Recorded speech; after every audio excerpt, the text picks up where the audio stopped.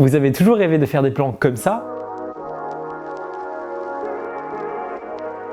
Mais vous vous retrouvez tout le temps avec des plans comme ça? Eh bien, n'ayez plus peur grâce au stabilisateur. Je vous présente votre nouvel allié, le Ronin S. Pour faire simple, cet outil va vous permettre de faire des plans beaucoup plus stables alors que vous êtes en mouvement, mais aussi de varier les prises de vue. Donc nous allons voir comment l'assembler, comment l'utiliser, comment le ranger et aussi quelques mises en situation. Donc maintenant, nous allons assembler le Ronin S. Donc il se trouve dans sa petite boîte et pour l'ouvrir, c'est très simple. Il suffit de tourner le petit loquet et d'ouvrir la boîte. La première partie, c'est la base du stabilisateur, c'est le trépied. Il va permettre de poser le stabilisateur, le Ronin S, par terre ou sur une table pour être sûr qu'il soit bien plat.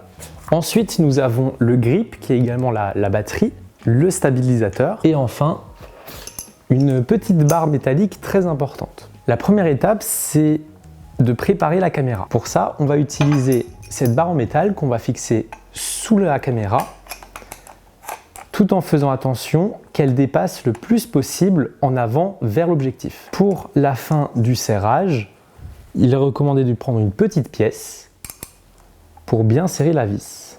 Ensuite, pour le stabilisateur, on va prendre le trépied qu'on va fixer au grip.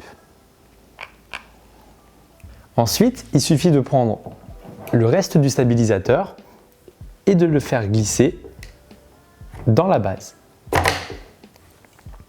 Il suffit ensuite de verrouiller le tout avec ce petit loquet. Vous avez donc maintenant votre stabilisateur qui est monté. Pour savoir dans quel sens il faut insérer la caméra, regardez juste ici, il y a une petite flèche indiquant qu'il faut la faire rentrer par ici. Comme précédemment, verrouillez le tout. Comme vous le voyez, la caméra n'est pas du tout droite, c'est normal, l'équilibrage n'a pas encore été réalisé. Pour ce faire, il suffit de desserrer les vis pour permettre aux axes de pouvoir bouger.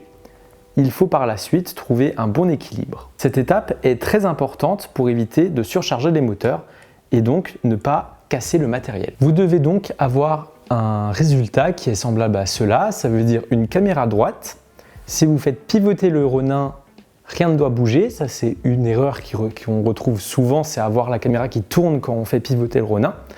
Mais également si on met la caméra à la verticale comme ceci, elle ne doit également pas bouger. Pour allumer le stabilisateur, il faut allumer le grip, puis allumer le reste du Ronin. À la fin de l'équilibrage, il faut maintenant faire le calibrage. Pour ce faire, téléchargez l'application Ronin sur votre smartphone et connectez-vous au stabilisateur via Bluetooth. Effectuez d'abord un test d'équilibrage et suivez les instructions données par l'application. Ensuite, dans les paramètres moteurs, faites Autotune. Ça y est, vous pouvez utiliser le Ronin S. Vous allez voir, c'est fascinant.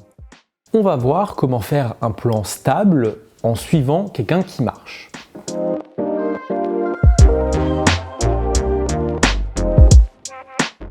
Vous vous imaginez bien que la caméra doit suivre le personnage en mouvement. Mais même avec un stabilisateur, il faut savoir être pointilleux. On va devoir adapter sa vitesse et sa prise en main pour être le plus stable et droit possible. Pour faire un beau travelling, il suffit de jouer avec le joystick et de l'orienter d'un côté ou de l'autre.